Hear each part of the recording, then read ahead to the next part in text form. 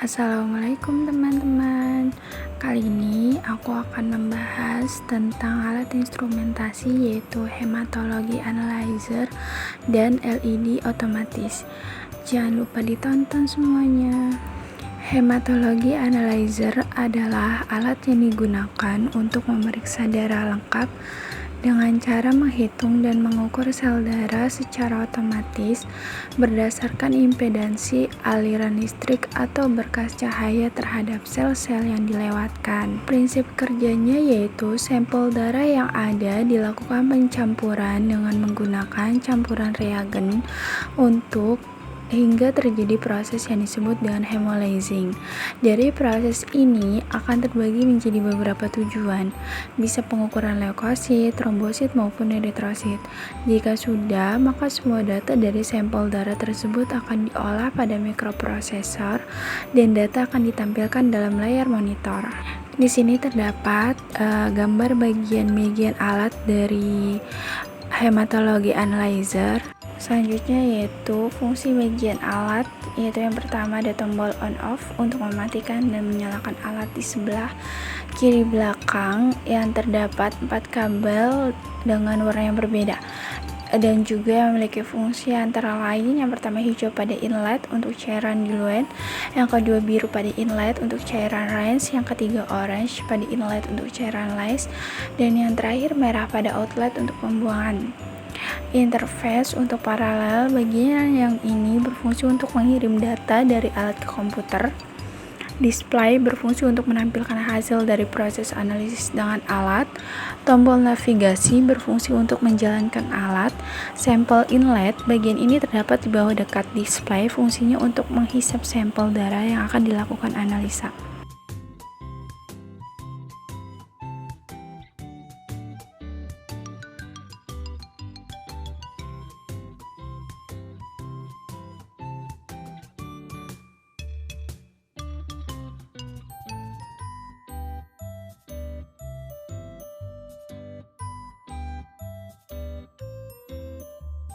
Jenis-jenis hematologi analyzer, yang pertama otomatis.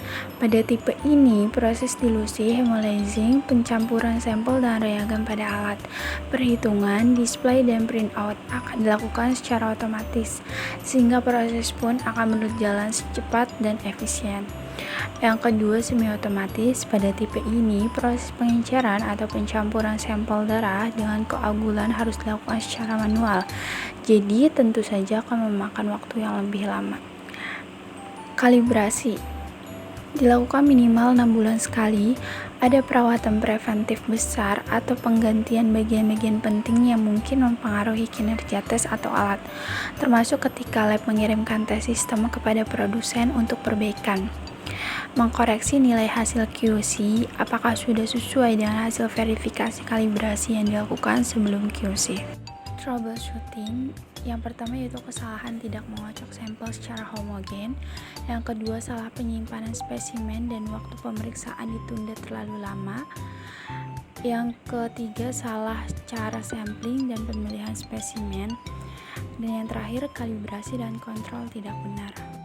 Selanjutnya yaitu pembacaan data, bisa dilihat pada gambar hasil data dari alat hematologi analyzer.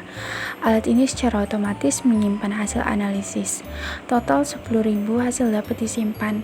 Alat ini dapat menelusuri semua hasil sampel yang disimpan secara umum atau mencari hasil sampel tertentu. Untuk menelusuri semua hasil sampel yang disimpan, terdapat mode berikut, yaitu yang pertama mode histogram. Dalam mode ini, nilai parameter dan histogram dapat ditinjau dari hasil sampel yang disimpan. Satu hasil sampel per layar. Yang kedua mode table. Dalam metode ini, hasil sampel disajikan secara kolumnar tanpa histogram, yaitu Anda hanya dapat melihat nilai parameter. Satu layar menampilkan maksimal 8 hasil sampel. Alat selanjutnya yaitu laju endap darah atau LED, disebut juga erythrocyte sedimentation rate atau blood basing senile head. Erythrosit adalah kecepatan pengendapan sel-sel eritrosit di dalam tabung berisi darah yang telah diberi antikoagulan dalam waktu 1 jam. Prinsip kerjanya yaitu pengendapan Proses pengendapan partikel padat atau eritrosit ke dasar tabung dalam suatu cairan darah atau plasma. Darah ditambah antikoagulan disimpan pada standar atau suhu ruang, maka akan mengendap. Semakin banyak sel eritrosit yang mengendap, maka semakin tinggi nilai LED-nya. Selanjutnya yaitu bagian alat. Yang pertama tabung ESR, tempat meletakkan tabung scan barcode. Yang kedua layar monitor atau display untuk menampilkan hasil dari proses analisis dengan alat. Yang ketiga print untuk mencetak hasil pemeriksaan. Yang keempat scan barcode. Yang kelima tombol navigasi berfungsi untuk menjalankan alat. Yang terakhir on off tombol untuk mematikan dan menyalakan alat.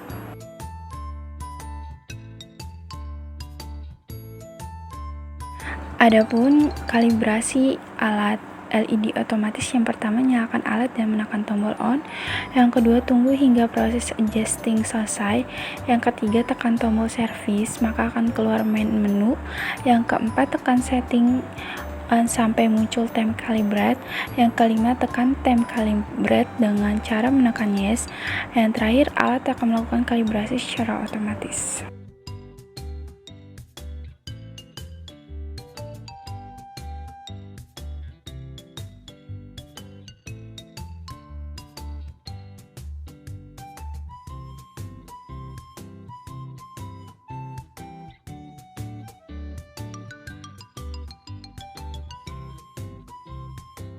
Pembacaan pada alat ini akan secara otomatis menyimpan dan menampilkan data hasil pada layar, serta hasil bisa dicetak secara langsung.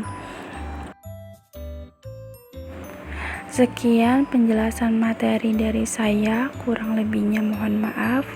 Wassalamualaikum warahmatullahi wabarakatuh.